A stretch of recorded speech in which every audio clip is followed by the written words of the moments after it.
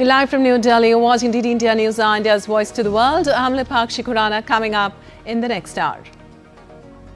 Trump justifies his actions on Iran by claiming Tehran was about to strike first, offers that US Navy ready to escort oil tankers through the Strait of Hormuz.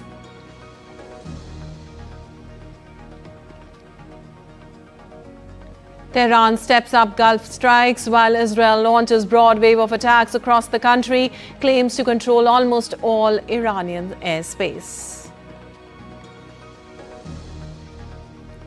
President of Finland, Dr. Alexander Stubb, arrives in India to hold talks with Prime Minister Narendra Modi on strengthening bilateral cooperation, will attend 11th Raisina dialogue in the national capital. South Africa and New Zealand lock horns in the first semi-final of the IST T20 World Cup at Eden Gardens today. Proteas aim to extend perfect run as Kiwis seek redemption. And Holi, the festival of colours, is being celebrated across the country, bringing joy, unity, love and a spirit of togetherness.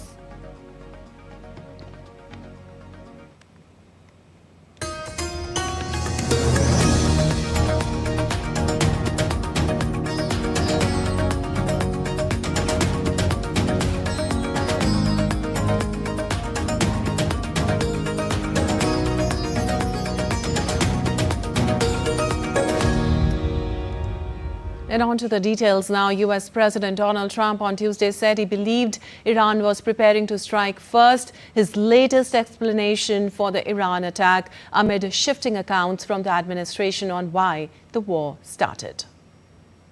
We were having negotiations with these lunatics, and it was my opinion that they were going to attack first. They were going to attack. If we didn't do it, they were going to attack first. I felt strongly about that. And we have great negotiators, great people that do this very successfully and have done it all their lives very successful. And based on the way the negotiation was going, I think they were going to attack first. And I didn't want that to happen. So if anything, I might have forced Israel's hand. Timeline for the Iran operation has shifted since it began. He first told the Daily Mail it could take 4 weeks or less, then told the New York Times 4 to 5 weeks. And in separate remarks on Sunday and Monday, he left open the possibility that the operation could continue longer until its objectives are achieved. Earlier, Secretary of State Marco Rubio said that the United States launched the attack because of fears that Iran would retaliate in response to planned Israeli action against Tehran. The United States is conducting an operation to eliminate the threat of Iran's short-range ballistic missiles and the threat posed by their Navy, particularly to naval assets. That is what it is focused on doing right now, and it's doing quite successfully. The purpose of this is to destroy that missile capability. Why does Iran want that ballistic missile capability? What they are trying to do and have been trying to do for a very long time. Well, Defense Secretary Pete Hegseth said the U.S. military campaign was laser-focused and dismantling Iran's offensive capacity, not pursuing regime change, though he said Iran's leadership had been dealt a severe blow.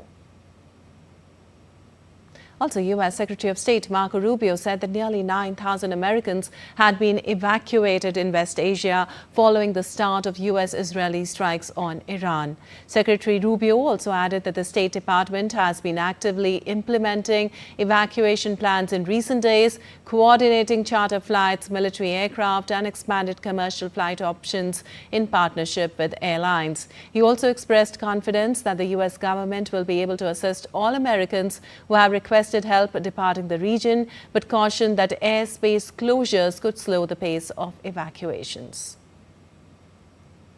Rest assured, we are confident that we are going to be able to assist every American. As I told you right now, we have about a little over 1,500, maybe closer to 1,600 Americans requesting assistance. And we know that we're going to be able to help them. It's going to take a little time because we don't control the airspace closures. So as these opportunities begin to open up, we can act very quickly to reach them and get them out of harm.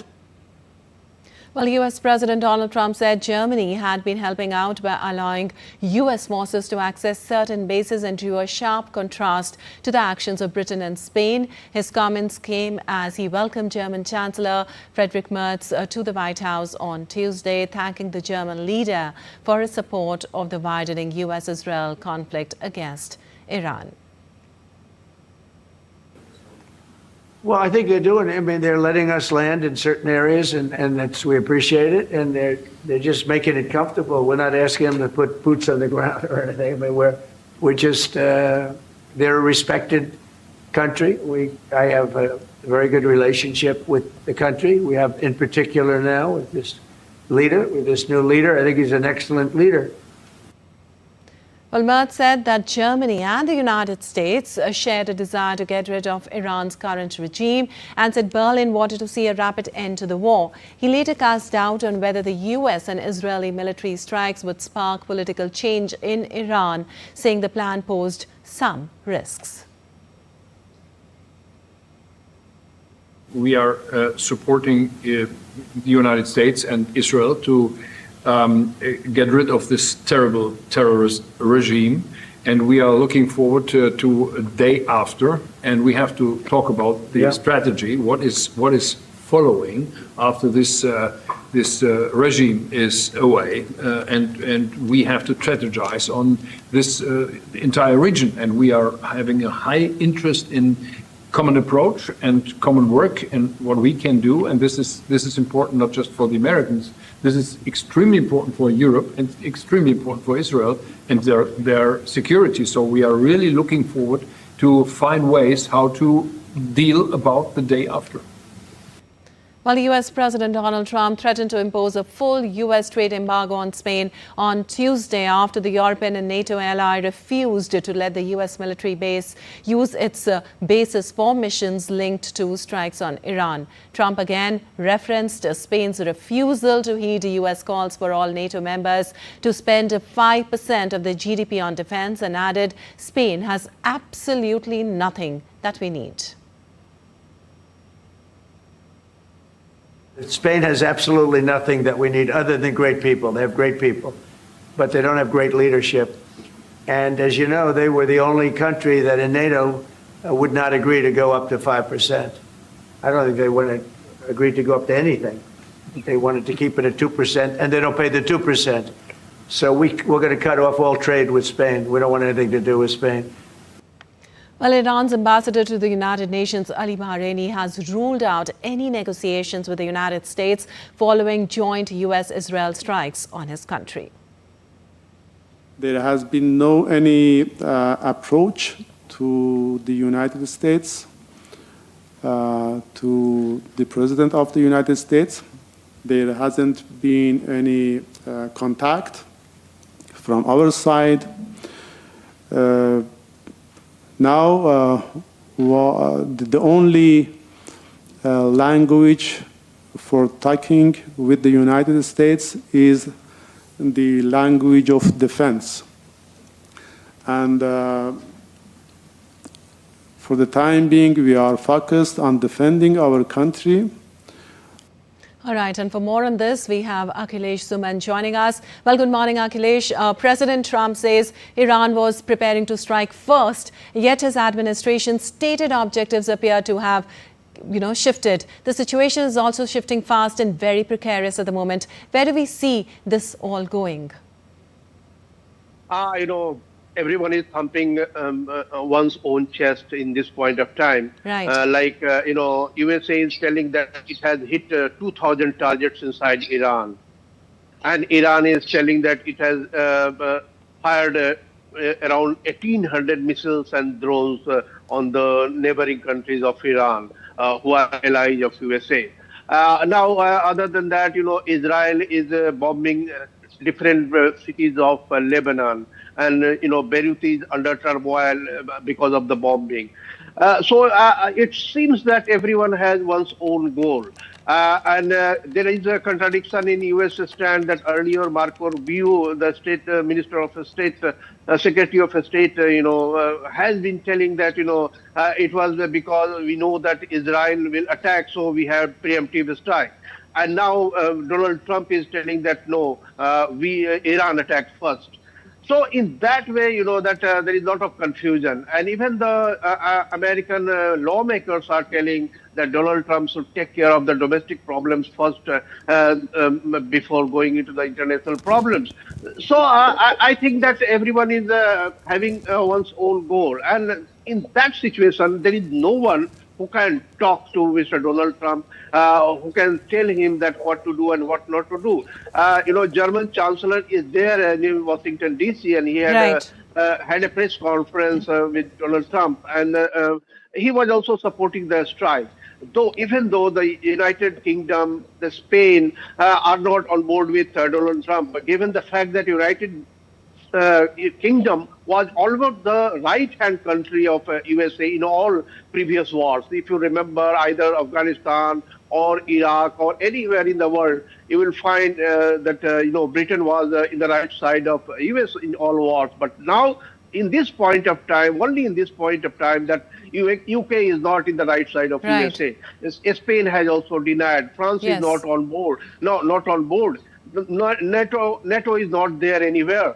So it is just that USA and Israel both are fighting. So I think the whole Western world is divided on this thing. But US has to assert its supremacy, the military supremacy. That is why Donald Trump is telling that you are the best military in the world. So I think we need a tall man in the world who can go and talk to him, who can tell him that there is a time to stop. So there are so many disruptions in the world. Middle East is facing disruption. That Russia, Ukraine is facing disruption because of the whole world is facing this. And we have seen that how COVID has disrupted the whole world. And now this is the problem between Iran and other Gulf nations. And there are crores of migrants who are living in this region, and they are feeling panic that what to do. They have gone there for jobs, and they are building their countries. Like all of, if you see the Middle Eastern countries, there are people from the global south who are building those countries, but they are not secure now. Everyone is bombing. So I think it's a very difficult situation. The United Nations is also, ineffective in this point of time. Right, Akhilesh. So I think that India is making statements, rightly making a statement that dialogue and diplomacy should be adopted, and that is why you need voices like this that is coming from India, that dialogue and diplomacy should get the primacy. And we have always been telling. Yesterday also, External Affairs Ministry spokesperson Randeep Jaiswal has made a detailed statement about why dialogue and diplomacy is very important. So I think there should be more countries who should come forward and raise the voice for dialogue and diplomacy, so that pressure should be mounted against all the parties concerned in this conflict. Right, Akhilesh, as you rightly said, that the Western world is divided right now, and there is a need for diplomacy. With Tehran also stepping up Gulf strikes and ruling out any talks, Israel claiming control over much of Iran's airspace, and the US Navy preparing to escort tankers through the Strait of Hormuz. Are we witnessing a shift from limited retaliation now to a sustained regional confrontation? It's really amazing that Iran is attacking all the Gulf nations. Right. Not only the American bases, but now civilian, spaces are also being targeted. And that is why I'm telling that, every country is now in a panic of global south whose citizens are residing here. So it cannot be said that whether it will be a limited war or it will be blown up war, because there is no party I'm hearing other than India who is talking about dialogue and diplomacy. Everyone is taking everyone's side, either criticizing Iran or criticizing US. But there should be some group of the countries who should come forward to press both sides for dialogue and diplomacy. So I think that some countries should come forward. Though Russia has, offered for negotiation, Indonesia had offered for negotiation, but who is going to hear? So you should create such an environment where dialogue and diplomacy should take a center stage. You should say a spade a spade. Everyone should understand that what went wrong when negotiations were going on between Iran and USA. So I think everyone has to come forward. that why preemptive strike was done, why Iran is attacking the civilian targets in the Gulf, Yes. where civilians are not at all involved. And it is not just Absolutely. local people. It is the international civilians who are living in those countries. Yes. So I think both sides should think about this thing. And now that in the Strait of Hormuz, it is stopped. So if America is now, Donald Trump is telling that I will send the Navy to secure that area. Right. So if it goes, then it will be again a bloodbath in that region, which is a way of many tankers, many wild tankers. Absolutely. So there's an urgent need for diplomacy. Thank you so much, Akhilesh, for all that analysis.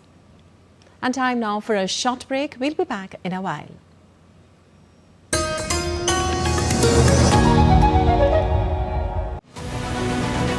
This week on Defense Dynamics, does the Indian Air Force need a fifth-generation fighter now to counter China's Chengdu J-20? With AMCA still in the pipeline, we weigh the pros and cons of the F-35 Lightning II and Sukhoi Su-57. We decode Israel's air defense shield, Iron Dome, David's Sling and Arrow, and what India can learn from it.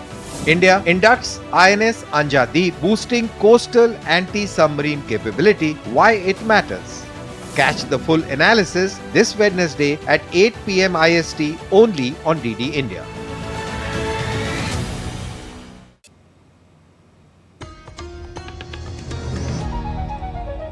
Welcome back. You're watching DD India News. I'm Lipakshi Khurana, and moving on to some more details on West Asia situation. US has severely degraded Iran's air defenses and destroyed hundreds of Iran's ballistic missiles, launchers and drones in its Operation Epic Fury. In a video message, Admiral Brad Cooper of US Central Command said that the US military, that American forces had struck nearly 2,000 targets so far in Iran as part of the largest firepower build-up in the region in a generation. He said the first 24 hours of this operation were nearly double the scale of the first day of shock and awe strikes on Iraq in 2003. He also informed that they are continuing with 24/7 strikes into Iran, and there is not a single Iranian ship underway in the Arabian Gulf, Strait of Hormuz or Gulf of Oman. US has destroyed 17 Iranian ships.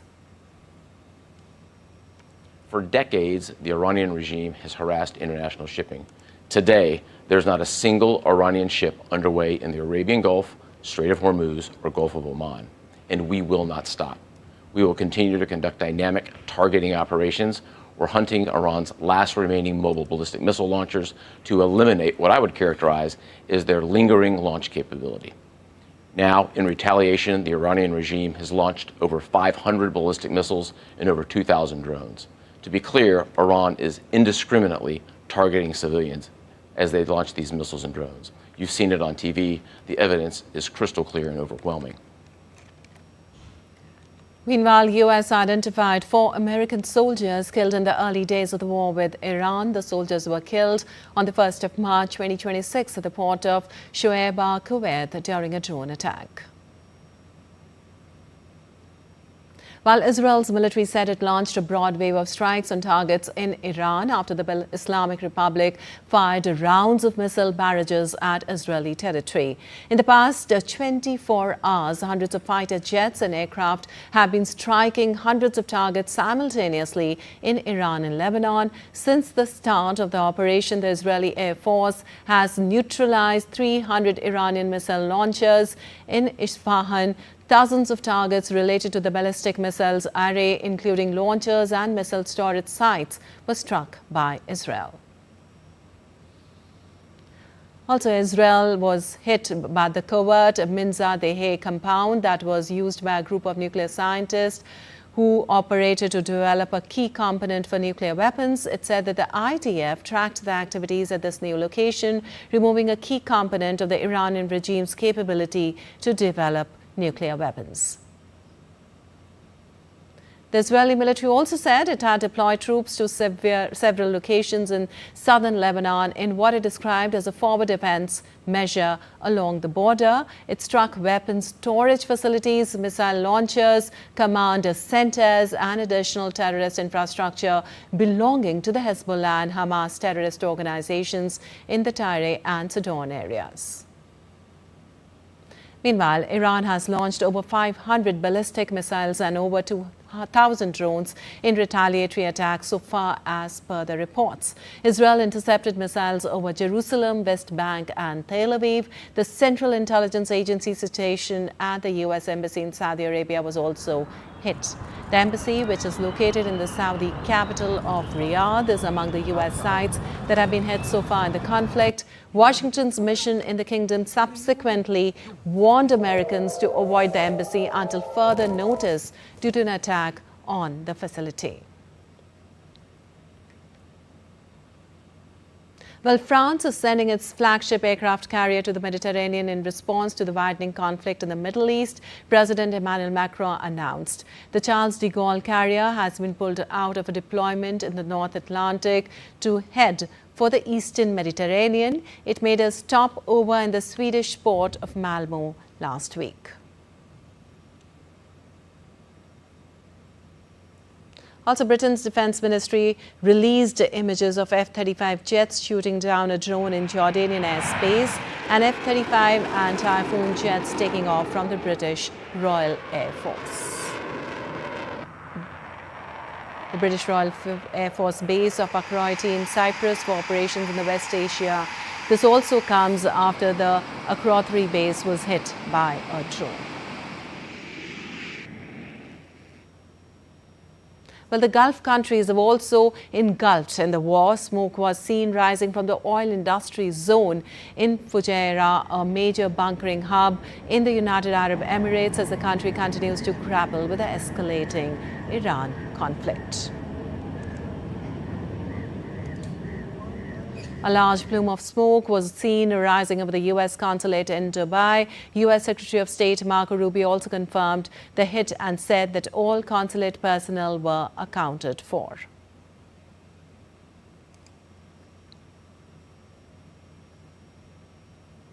Well, Qatar, which hosts a major U.S. military base and has been targeted by multiple Iranian strikes since the outbreak of the war, 10 suspects were arrested who admitted during the investigation their links to the Revolutionary Guards and having been instructed to conduct espionage and sabotage activities.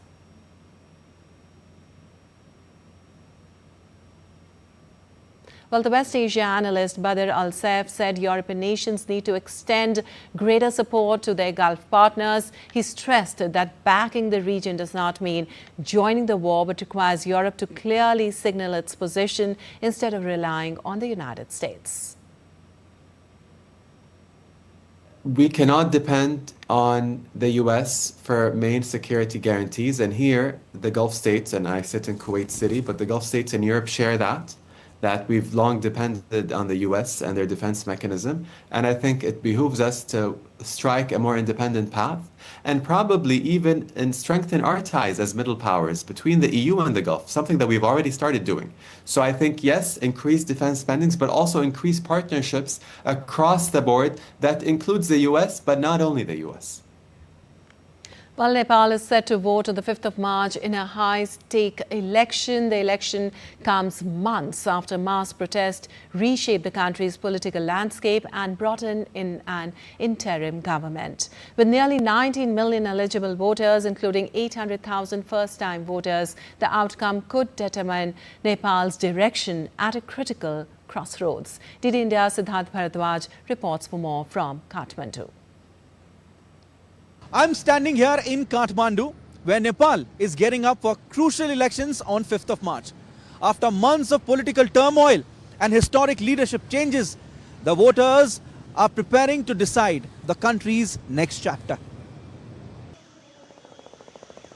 Come March 5, Nepal will go to the polls. These elections mark the first national vote since violent protests rocked the Himalayan Republic in September 2025. The significance of these polls remains high, as they will decide the future direction of the country. In fact, the youth are expected to play a pivotal role in determining who will lead the nation at a major political crossroads.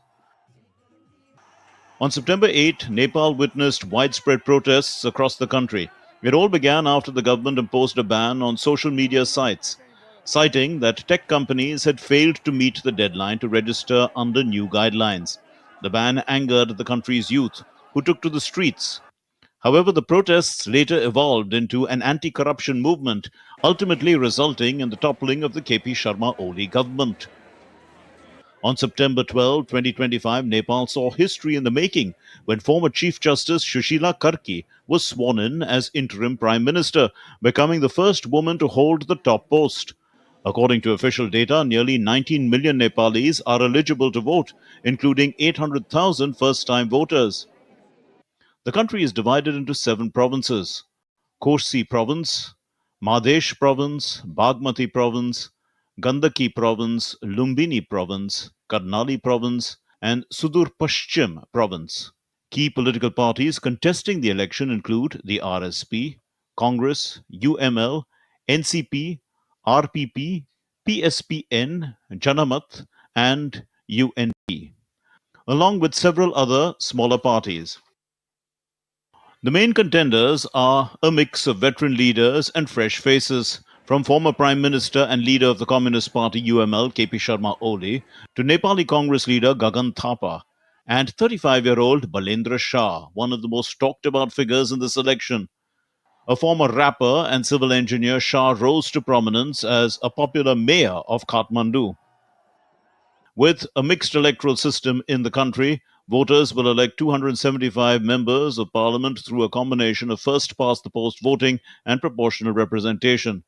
The key issues driving the vote are corruption, jobs in the economy, foreign relations, climate concerns, and local governance. The people of Nepal are looking forward to voting in the upcoming elections with great hope. The country's next government will determine much about its future, including its political direction, foreign policy, especially in relation to its neighbors. With camera person Vishwabandhu, this is Siddharth Bharadwaj reporting for DD India in Kathmandu, Nepal.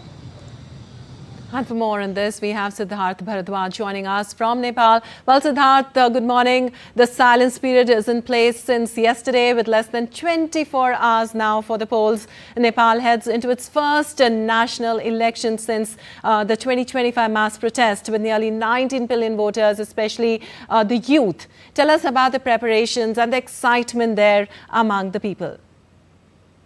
First of all, a very good morning to you, Lepasi. And yes, definitely the excitement is there, within the people. 19 million voters are heading to polls on 5th of March. And it's a very, very crucial election for Nepal, which is happening, of course, for the first time, like you just told the viewers, after the protest, which was largely led by youth, lasted in the month of September, which started as an anger against a social media ban by the government, but then again, it snowballed into an anti-corruption movement, which took a hit in the country. You know, when you talk about the financial and political stability, it took a major hit on that. So these elections, from that perspective, are very, very important because they will decide the direction, they will decide the future of the country, and they will also help. They are also expected to help in the economic and political revival of the country. 19 million voters, and among them 800,000 are the first-time voters. So when we had a word with them, they were very, very excited. They are saying that these polls are happening for the first time since the protests last year. So we are very excited to vote. But at the same time, they are also having expectations with them, and expectations are very, very high. They want a transparent government. They want a government, who can do work for the welfare of the people of Nepal, who can also provide opportunities to youth, because these are elections which are very much dependent on the youth, because youth play a key role in these elections. So they want government to work for the welfare of the youth as well, provide more and more opportunities for the youth, because they say that with more and more opportunities, they do not have to go outside the country to work, and in that sense, they can take care of their families. So more opportunities for the youth. Also climate concern is another factor in which the youth and the people of Nepal want the next government to focus on. So these are all the issues, as far as these elections are concerned.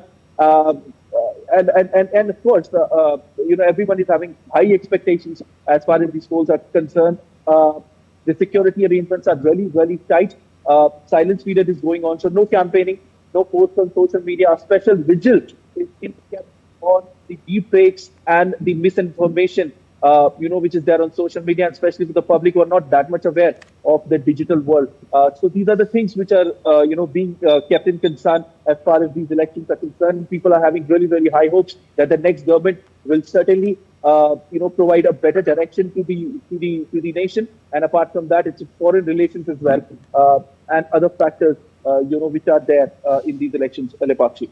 All right, Siddharth, thank you so much for all that information from Nepal. And time now for a short break. We'll be back in a while.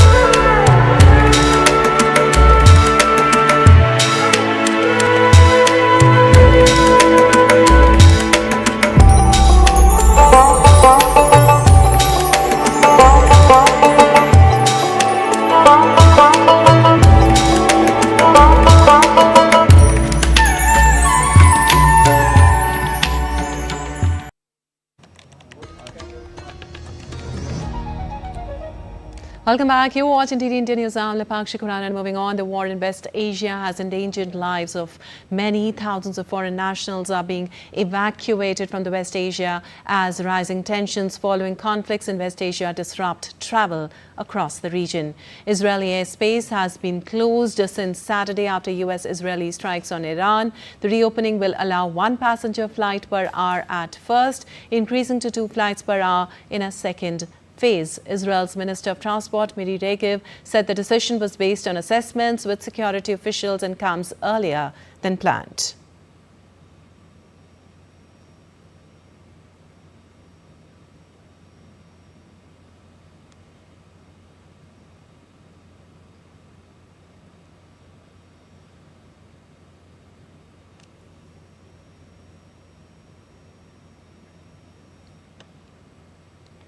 And news just coming in, a control room has been set up in the Ministry of External Affairs in view of the current situation in West Asia and the Gulf region. The control room can be contacted from 9 a.m. to 9 p.m. at the number 1-800-11-8797. I repeat, the number is 1-800-11-8797. And the other numbers are +91 11 2301 2113, +91 11 2301 4104, and +91 11 2301 7905. Now, the emergency contact numbers of Indian embassies in the region are issued. The numbers are up on your screen.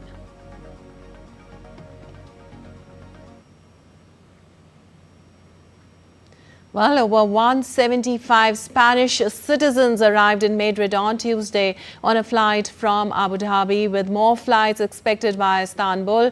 Many evacuees recalled the sound of bombings and alerts, expressing relief at finally reaching home. The first German tourist stranded in West Asia returned home as a special evacuation flight from Dubai landed in Frankfurt. Another flight is scheduled for Munich as around 30,000 Germans remain in the region, including cruise passengers and other travelers seeking safety. Well, Slovakia evacuated hundreds of its citizens, with 3 Czech nationals from Jordan amid rising tensions. 2 aircraft, a military Spartan and an air bus brought the group to Bratislava airport.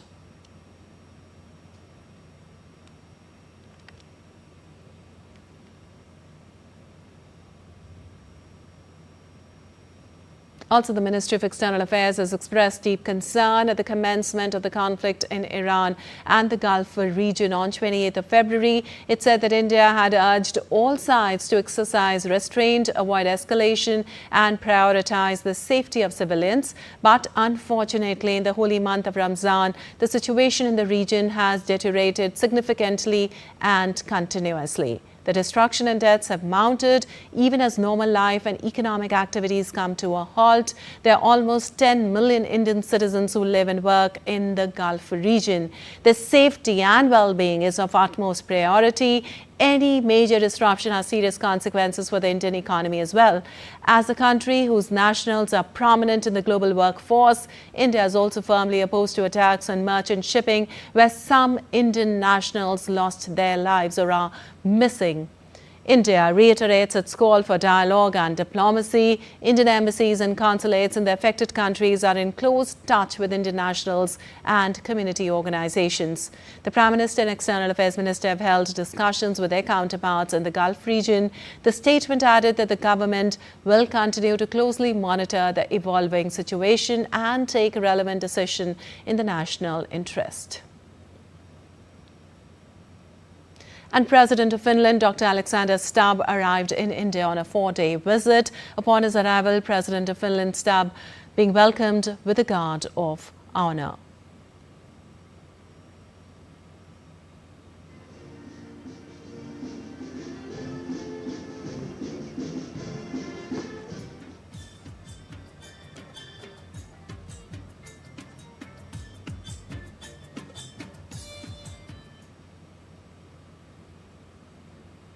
Well, President Stubb will be the chief guest and keynote speaker at the 11th Raisina Dialogue 2026 in New Delhi. This will be the first visit of President Stubb to India in his present capacity. During the visit, Prime Minister Narendra Modi and President Alexander Stubb will hold discussions on strengthening bilateral cooperation across a wide spectrum of areas. They will also exchange perspectives on regional and global issues of mutual interest, including cooperation in multilateral fora. President Stubb will meet President of India Draupadi Murmu, Vice President C.P. Radhakrishnan and External Affairs Minister Dr. S. Jaishankar. President Stubb will thereafter visit Mumbai, where he will interact with Indian business leaders and attend an India-Finland business event as well. Well, India and Finland share warm, friendly and multifaceted relations rooted in shared democratic values. Finland is a valued partner for India and the European Union and the Nordic region also.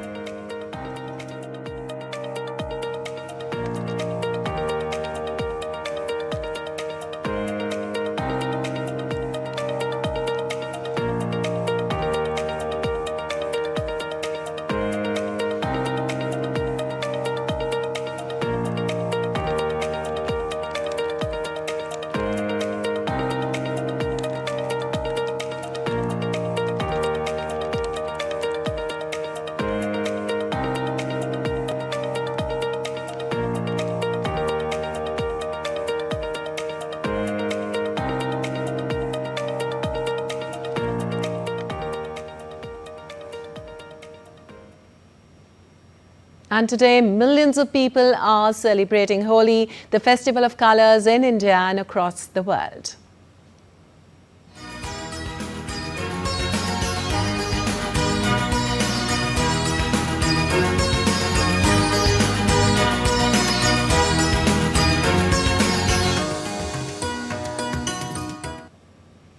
Well, President of India, Draupadi Murmu, sends her greetings to fellow citizens on Holi. In a message shared on social media platform X, the President wrote, and I quote, "Heartfelt Holi greetings to all my fellow citizens from my side.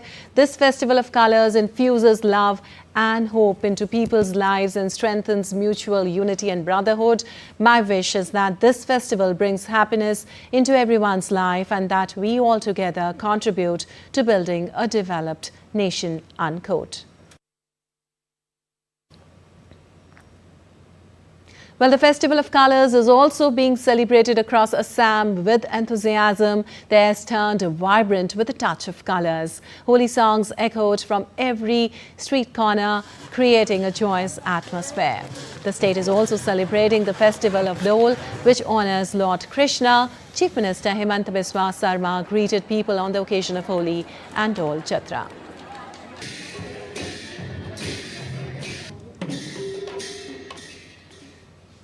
And for more on this, we have Subina Roy joining us from Assam. Well, Subina, how are people across Assam celebrating Holi and Dole Jatra this year? A very happy Holi, first of all, to Lipakshi, you and all our DD India viewers. It is a very special, Holi is a special occasion, not just for Assam, but for the entire India.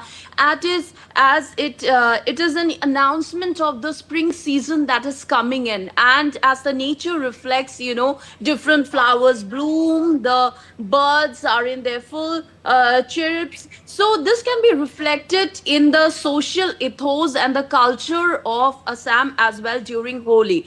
Now, when was Holi introduced in Assam, Lipakshi? It was, you must be knowing that during the ancient times, there were different tribes which ruled Assam, since Assam is a land of multiple ethnicities. So when there were conflicts between the Kasaris and the Bhuyas, who were confederate, the people who ruled the other parts of the Brahmaputra Valley, which were not occupied by these tribes, and it is from their lineage that Srimanta Shankardev emerged, and it was during that time of violence that he propagated that non-violence should be our motto, and thus he started the motto of Ek Naam Sharan. So, praying to one God. And that's during his time, the new Vaishnavite culture, the new Vaishnavite movement started in Assam. Like Gaurango is associated with starting the Vaishnavite movement in West Bengal. Similarly, Srimanta Shankardev is associated with being a pioneer in starting the Vaishnavite movement in Assam. And that's how, Holi started in Assam. And as Srimanta Shankardev went across the different parts of Assam, starting from Nagaon and then Borpeta and towards the upper Assam, establishing different shatras, These are monasteries of the Vaishnavites where Lord Krishna is prayed in non-idol form. There is no idol. You have Namghars, the sanctorum has no idol, and you pray in front of them, seeing the Gayon Bayon, as you can see in the visuals, and that's how the Holi is celebrated. Now, there are 2-3 different places, where the Dol Utsav is celebrated exotically in Assam, and it is worth watching. And people from across the world come to these 2-3 places, like the Bhattadrava. The visuals that you're seeing, these are from the Bhattadrava Than, birthplace of Srimanta Shankardev. And one more Than is the Borpeta Dol Utsav, which is world famous.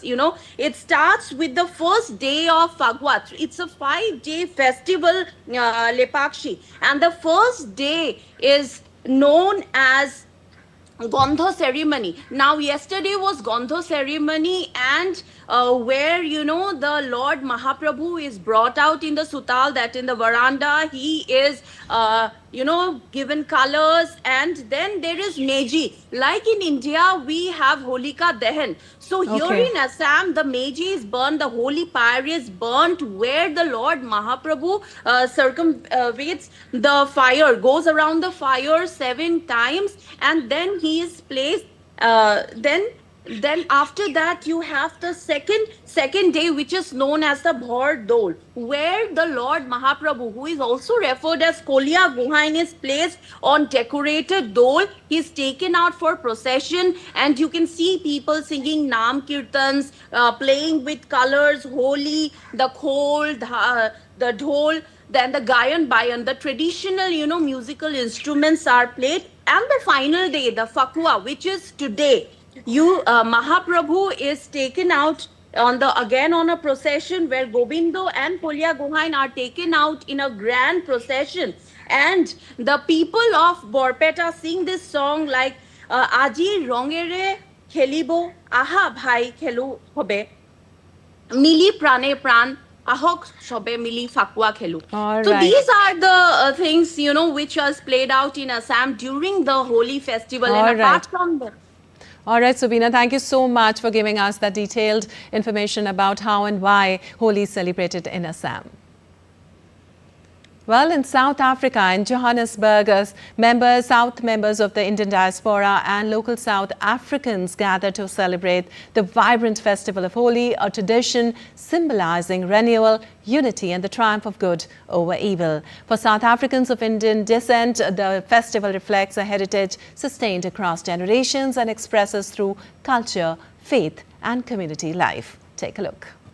Colour, music and tradition fills the air as the Indian diaspora in South Africa celebrates Holi, the festival of colours. South Africa is home to a large and deeply rooted Indian diaspora community that continues to preserve cultural traditions while contributing to the country's diverse identity. Well, Nazneen, as you can see, we're in the south of Joburg and we're having a phenomenal community night tonight.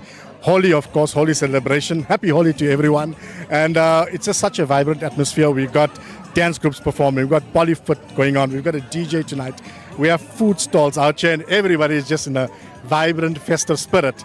And just to say, Happy Holi. These celebrations highlight the living heritage, blending ancestral customs with a distinctly South African experience. At the heart of the celebration is the Holi fire, also known as Holika Dan. Community members gathered to light the ceremonial fire, symbolizing the burning away of negativity and the victory of righteousness. Families offered prayers, walked around the fire, and shared blessings for prosperity, unity, and renewal. Values that resonate strongly within diaspora communities, maintaining traditions across generations.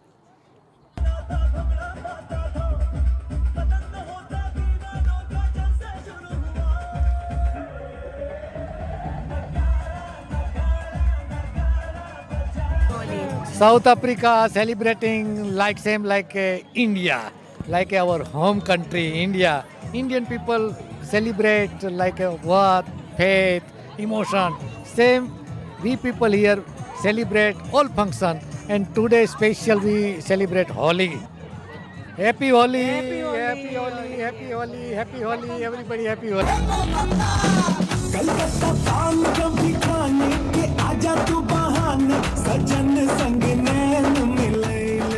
Beyond its symbolic meaning, Holi has evolved into a cultural gathering, welcoming people of all backgrounds. Music, traditional foods, and joyful color throwing brought together young and old in a shared celebration of heritage and harmony. Hey guys, we from Surat. We feel like home, the energy, the vibe is same like India. Mopi, happy Holi.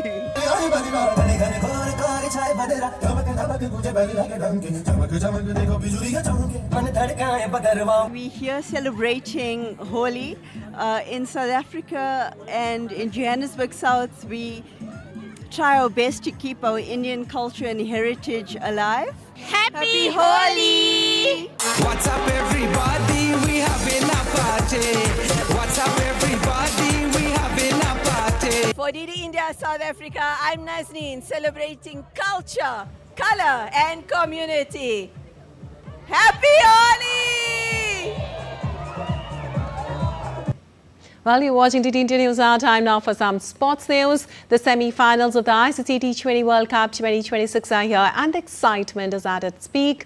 In the first semi-final, South Africa will take on New Zealand at the Eden Gardens in Kolkata on Wednesday. South Africa have been one of the strongest teams of the tournament so far. The Proteas are unbeaten, making them the only team with a 100% record across both the group stage and the Super 8s. The team will now be aiming to continue the winning streak and book a place in the finals.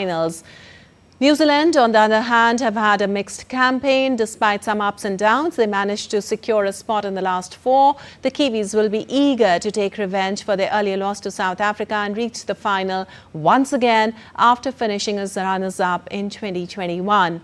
Looking at the head-to-head record, South Africa have the upper hand. Out of the 19 T20 matches between the two teams, South Africa won 12, while New Zealand have won 7.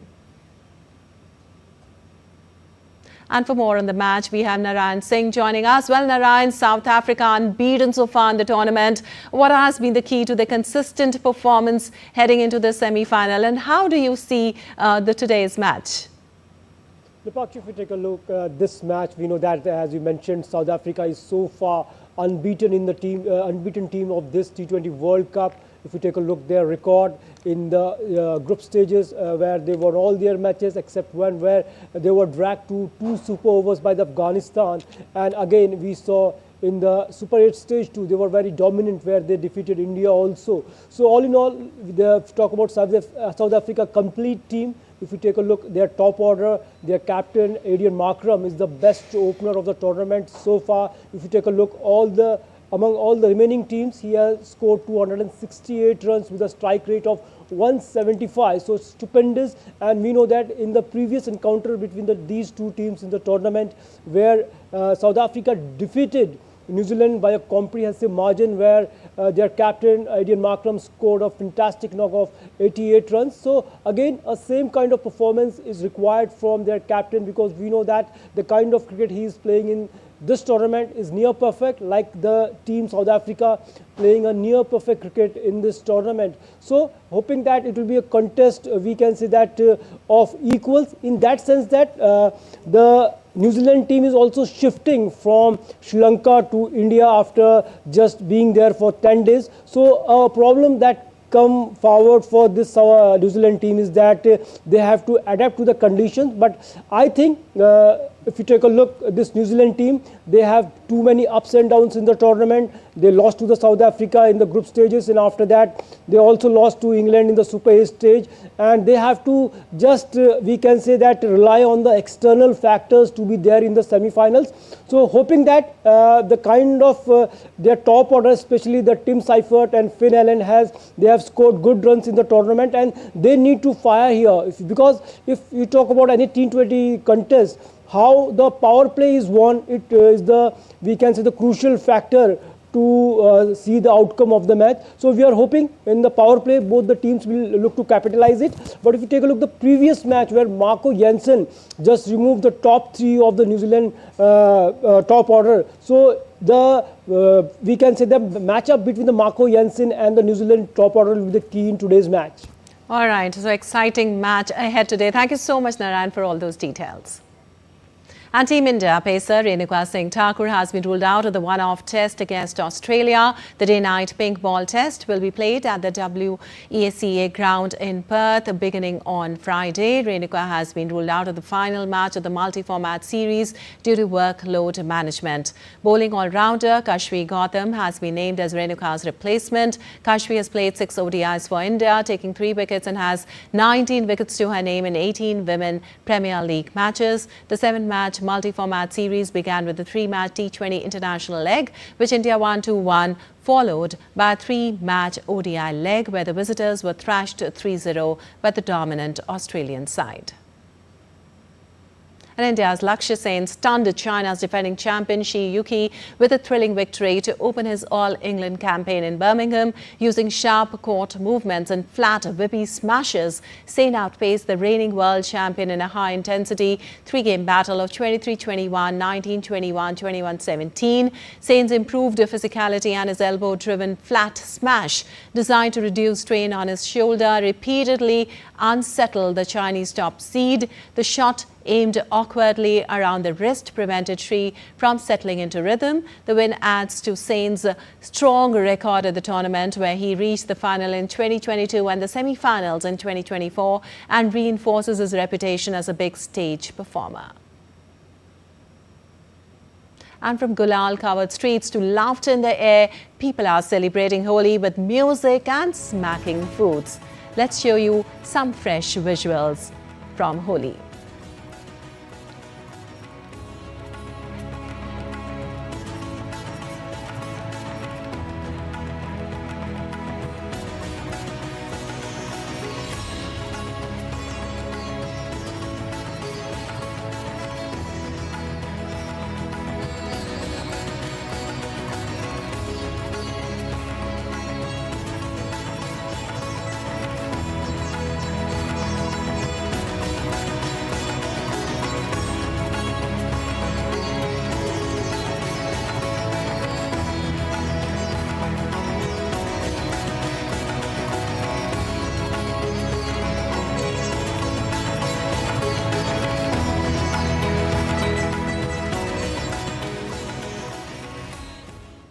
right, that's all for this edition of DD India News Hour, but let us know your thoughts on the news of the day. For those on the go, you can get all the latest news and updates from India and across the world on the DD India mobile app. The app is available on both Android and iOS platforms. Scan the QR code on the screen to download now.